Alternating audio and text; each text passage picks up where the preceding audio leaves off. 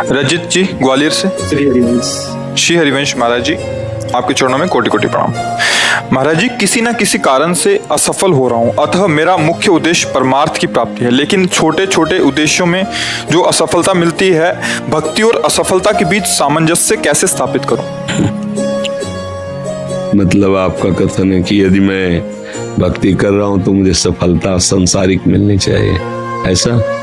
ऐसा नहीं है। मेन उद्देश्य तो सफलता मतलब आत्म सिद्धि है, परमार्थ की प्राप्ति है। लेकिन गृहस्थ जीवन में होते हुए रोटी कपड़ा मकान, अगर उसकी प्राप्ति नहीं हो रही, छोटी छोटी सफलताएं नहीं मिली, तो उसके लिए क्या? आज तक भूखे रहे हो क्या?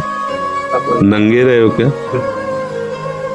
आप समझो, मेरे प्रभु जो है इतने करुणा में कि हम आप तो मनुष्य हैं, जो पशु पक्षी हैं, कीट पतंगे हैं, बहुत सी ऐसी योनियां हैं जिसको हम देख भी नहीं पा रहे, प्रभु उनको भी भूखा नहीं रखते। उनका नाम विश्वम्बर है। अब हमारी चाहतों की सफलता है।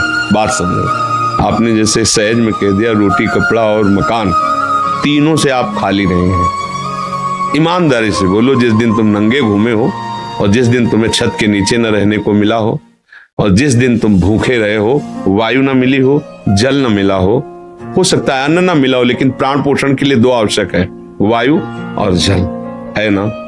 अब हमारी बात असलियत में, हमारी जो शरीर पोषण जीने की आवश्यकता है वो तो सबकी पूर्ति हो रही है। आप देख लीजिए, चाहतों की पूर्ति शब्द पहले हम लोग क्या करते हैं कि असली ज्ञान को छुपा करके नकली बात बोल देते हैं, जिसमें सब हाँ में हाँ मिला दे। ये नकली बात है कि हमें रोटी कपड़ा और मकान तो चाहिए, पक्का प्यारे वो पशु पक्षियों को भी देता है।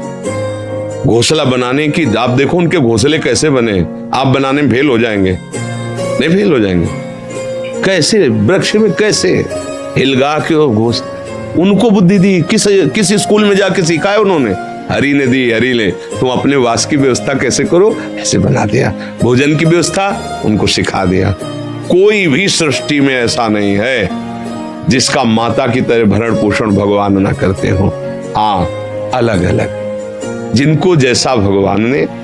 अब हमारी जो असफलता है उसमें हमारी चाहत है, मैं कपड़ा तो पहनूं पर ऐसा पहनूं, समझना, रोटी तो खाऊं पर ऐसी खाऊं, मकान तो हो पर ऐसा हो। समझ पा रहे हैं आप? अब इसके लिए हमारा कर्म कार्य करेगा।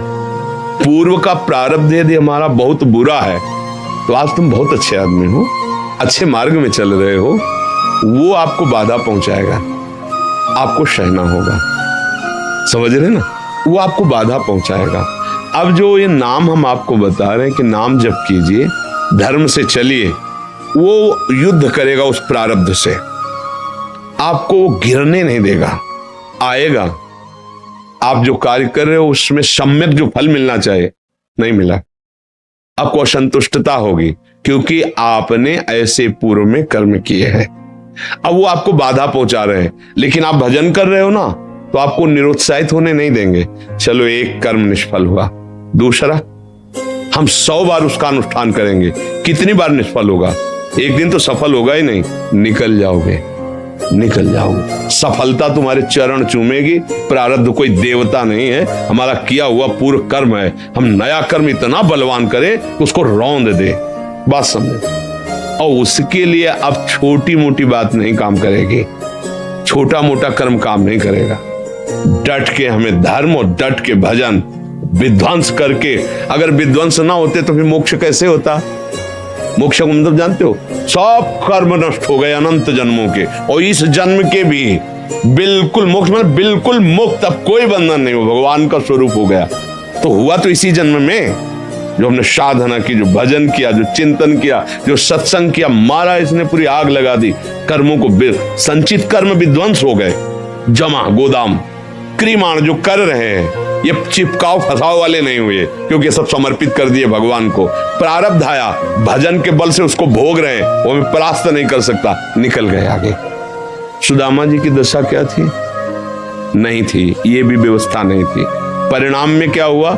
जैसी द्वारिकापुरी वैसी सुदामापुरी। फल की चिंता मत करो तुम। असफलताएं और सफलताएं ये हमारे मार्ग की पड़ाव हैं, कोई गर्मी वाला, कोई सुखद वाला। मार्ग का चलने वाला पथिक इन पड़ावों में फंस करके अपने मार्ग को नहीं भूल जाता है।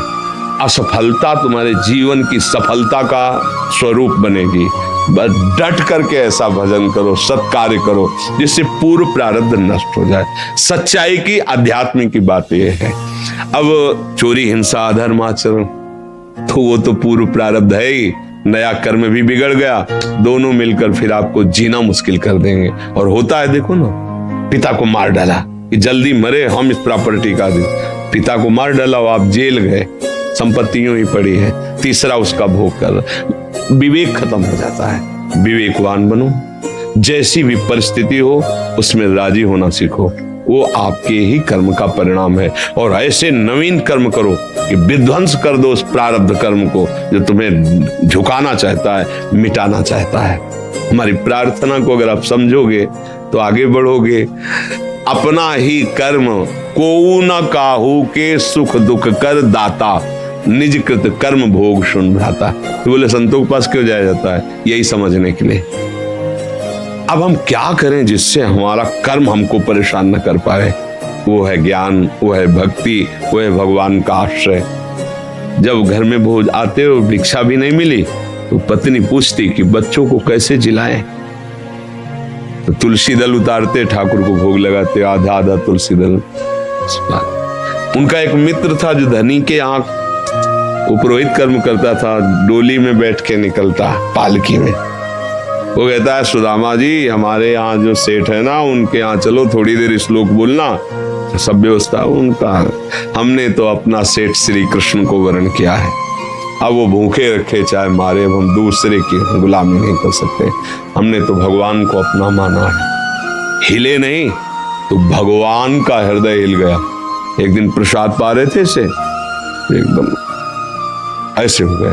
रुक्मिणी जी मन की बात, तो उनका प्रभु ऐसी स्थिति आपकी तभी होती जब कोई आपका भक्त भूखा होता है। तो भगवान के आंसू आ गए। हमारा पुराना मित्र है सुदामा, और कई दिन से उसके घर में भोजन नहीं, बच्चे।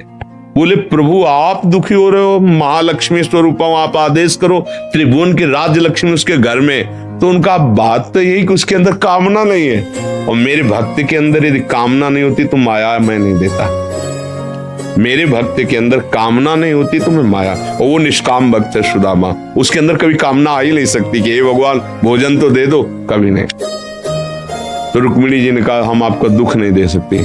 फिर हम कुछ रचती हैं, तो कहा नहीं, पहले हमें कामना पैदा करना पड़ेगा। भगवान सोच रहे पहले हमें भक्त के हृदय में कामना पैदा करना पड़ेगा। गए एक भिक्षुक के रूप में, जब सुदामा जी भिक्षा को गए थे, भिक्षाम दे, अतिथि धर्म गृहस्थ में बहुत बड़ा धर्म होता है, दरवाजे आए हुए का आदर करना चाहिए। तो कुछ ना हो तो वचन से है, निकली भिक्षाम दे, तो उनका भगवान हम भिक्षा देने लायक नहीं है। क्यों? उनका एक पुत्र हुआ है, इसलिए सूदक है। ठीक है, 15 दिन बाद आ जाएंगे। बोले मत आना, क्योंकि हमारे जो पुत्र हुआ है वो दरिद्र नामक पुत्र हुआ है, और इसका सूदक पूरे जीवन में नहीं जाएगा। अर्थात हम दरिद्र हैं, हमारे पास कुछ है ही नहीं जो मैं आपको दे सकूं। भगवान ने कहा सुना है तुम्हारे पति के मित्र द्वारिकाधीश भगवान है, जिनके मित्र श्री कृष्ण द्वारिकाधीश हैं, उनकी ये दशा, एक बार कहो ना अपने पति से कि अपने मित्र के पास जाएं। भगवान चले, पत्नी आए, जब आए सुदामा जी तो पत्नी ने कहा कि हाँ हमें तो स्मरण नहीं था, आपके मित्र द्वारिकाधीश है ना, आप उनके पास जाओगे तो मैं कभी इस बात के लिए नहीं जाऊंगा कि श्री कृष्ण मुझे सांसारिक वस्तु दे। नहीं नहीं। बोले आप कब कह रही मांगना, आप केवल जाओगे तो आपकी दशा देख करके वो आपको दे देंगे। बोले तुम कहती हो तो हमें दर्शन मिलेंगे मेरे प्यारे के, इसलिए मैं जा सकता हूं। अब मित्र के पास, गुरु के पास जाए तो कुछ ऐसा शास्त्रीय सिद्धांत है, कुछ भेंट ले जाए, बेटी के यहाँ जाए, गुरुदेव के यहाँ जाए, आराध्य देव के यहाँ जाए, ऐसा, और मित्र के यहाँ जाए तो उनका भेंट के लिए, अब खुद खाने के लिए भेंट क्या, सुदामा जी की पत्नी ने कहा देखो प्रयास करती, 4-5 आस के मोहल्ले के घरों में गई तो कुछ तो ऐसे थे देखते ही बंद कर लेते थे दरवाजा, मांगेगी आके और क्या है। थोड़ा एक प्रिय भाव रखती थी। तो कहा हमारे पति द्वारिकाधीश से मिलने जा रहे हैं, कुछ उनकी भेंट के लिए। तो सूप होता है, सूप से जैसे पछोड़ा जाता है, अच्छे चावल पीछे हो जाते हैं, टूटे वाले आगे हो जाते हैं। वो टूटे हुए तंदुल जो वो दिए कि हाँ ले लो, वो तंदुल लिए 3 मुट्ठी। अब उनके पास अच्छी रुमाल भी नहीं थी, क्योंकि सब पैसे से होता है, गरीब, इतने गरीब। अपनी फटी हुई कपड़े की धोती, उसमें चावल। पूरा बहुत बड़ा चरित्र पर जब भगवान के द्वार में पहुंचे, जहां ब्रह्मा और शंकर भी खड़े रहना होता है, वो द्वारिकाधीश का वैभव। द्वार पाए दरिद्र ब्राह्मण, फटी सी, इतनी बेवाई है, ऐसा शरीर है, आंखों में भगवत तेज समाया हुआ है भगवान। तो उनका भैया एक बार तुम अपने स्वामी से कह दो जाके कि सुदामा नाम का कोई आपका मित्र आया, बस ऐसा। पार्षदों ने बड़े दयालु हैं, पार्षदों का आप यहीं तब तक खड़े रहिए जब तक हम ना आए। और भी पार्षद थे, एक दौड़ते हुए गया, जय जयकार हो प्रभु। कोई एक दरिद्र ब्राह्मण वेश में, और वो सुदामा कूद पड़े भगवान। ब्रह्मा शंकर को भी इंतजार करना पड़ता था, लेकिन सुदामा नाम सुनते ही भाग पड़े भगवान। और ये शब्द आश्चर्यचकित बात, रुक्मिणी जी, पार्षद सब देख रहे हैं कि ऐसे तो कभी भगवान नहीं भागे कि भाई ब्रह्मा जी आए भगवान भाग पड़े या शंकर जी आए, सब आकर इंतजार करते हैं। और प्रभु जब प्रभु दौड़ के गए सुदामा जी को। सुदामा जी संकुचित हो रहे हैं कि मेरी हड्डियां ऐसे सुकोमल, तन मेरे श्याम सुंदर के लग रही होंगी। वो सकुचते जा रहे कि इतना बड़ा वैभव स्वामी हमें ऐसे। भगवान ऐसे अपने हाथ से चरण पखारे सुदामा जी के, थाल रखकर। रुक्मिणी जी आश्चर्यचकित हो रही है, ऐसा कोई तपस्वी, ऐसा कोई महात्मा जिसकी ऐसे भगवान अभी तक तो नहीं देखा जैसा इस ब्राह्मण। और धोती कई जगह से फटी थी, जो दुपट्टी उसको कई ऐसे केवल अंग ढके हुए थे, ऐसी धोती थी, हड्डियां हड्डियां शरीर में। रुक्मिणी जी के पलंग पे बैठाला भगवान ने, जिस पलंग को ब्रह्मा शंकर नमस्कार करते हैं, उस पलंग पे बैठाला, चरण धोए, चरणामृत लिया, का हो भाग्य आप पधारे, भोजन पानी से चरण दाब रहे। सुदामा जी से वो दास पर कितनी प्रीति प्रभु करते हैं। 2-3 दिन 4 दिन सबसे प्रभु मिलवा रहे, परिचय करा, ये मेरे मित्र सुदामा जी हैं, ऐसे बैठे। और सबके बीच में कहा कि ब्याह हो गया है, क्योंकि जब मित्र बने थे तब तो गुरुकुल में थे। तो सुदामा ने कहा पुत्र भी है, हाँ। तो भाभी ने कुछ दिया भी होगा हमारे लिए। अब ये वैभव, अब वहां फटे कपड़े में तंदुल कैसे? बोले देखो पहले चूक की थी, गुरु माता ने चले दिए थे हमारे लिए, और फिर चूक कर रहे हो, कुछ दिया है? अब भगवान ने ऐसे हाथ पकड़ा, उनका उठाया, इतने स्वादिष्ट कीमती वस्तु तुम छुपाए रखे हो। खोला उस फटे पुराने कपड़े में लपटे हुए तंदुल, रोमांच हो रहा है भगवान को। रुक्मिणी जी देख रहे हैं कि ऐसी प्रसन्नता से तो 56 भोग भगवान नहीं पाते द्वारिकाधीश, जैसी इस गरीब ब्राह्मण के तंदुल पा रहे हैं भगवान। दूसरी मुट्ठी ली, तीसरी में रुक्मिणी जी ने हाथ पर, प्रभु बस इतना काफी है इनके लिए। 2 मुट्ठी में 2 लोग का वैभव सुदामा को। प्रगट में 25 पैसे भी नहीं दिए, एक भी वस्तु ले। 3-4-5 दिन आनंद लिए। तो फिर सुदामा जी से कहा कि तो भगवान ऐसे चले। सुदामा जी ने सोचा कि प्रगट में तो कुछ दिया नहीं, हमें लगता विदा करने चल रहे हैं, तो कुछ अगर 2-4 असरफी भी होंगी तो खान पान व्यवस्था तो चली जाएगी। भगवान ने कहा जो अच्छे अच्छे कपड़े पहनाए थे, रास्ते में कोई उतार सकता है तो उतार दो, अपनी धोती पहन लो। यहाँ पर धोती रास्ते में बोले आप इधर से ऐसे जान, फिर वहां से मुड़ जाना। बोले हम तो आए थे तो रास्ता तो जानते हैं प्रभु, चले जाए। और रास्ते में सोच रहे मेरे मित्र कितने कृपालु हैं, मुझे इसलिए नहीं दिया कि ये कहीं मेरा चिंतन छोड़कर धन का चिंतन न करें। हे श्री कृष्ण, सदैव आप जैसा ही मित्र मिले। सोचते सोचते आए तो देखा फिर वही द्वारिकापुरी। बोले मेरी बुद्धि मारी गई है कि वास्तविक यहाँ कोई रचना हो गई। यहाँ तो हमारी एक छोटी सी कुटिया थी, ऐसा ऐसा। देखा कि उनकी पत्नी जो है स्वर्ण थाल लिए दास दासियों से आरती उतारने। तो उनका तुम कौन हो? तो उनका आपकी दासी हूं, आपकी पत्नी। ये सब बोले जिनके पास गए थे ना उन्होंने सब अश्रुपुलकित हो रहे कि वास्तविक तेरे दरबार की आली निराली शान ये देखी, सखावत खुद तेरी गलियों में चक्कर काटते देखा, फैलाया हाथ जिसने तेरे दरबार में आकर तुझे देते नहीं देखा, मगर झोली भरी देखी। ऐसे अगाध सिंधु भगवान का दासत्व भला हमको निष्फल कैसे हो जाए? हम जो राधा राधा जप रहे, हरि हरि, ये कभी निष्फल हो सकता है। पर धैर्यवान रहो, धैर्यवान रहो। समय से जब आएगा तो आप निहाल हो जाओगे।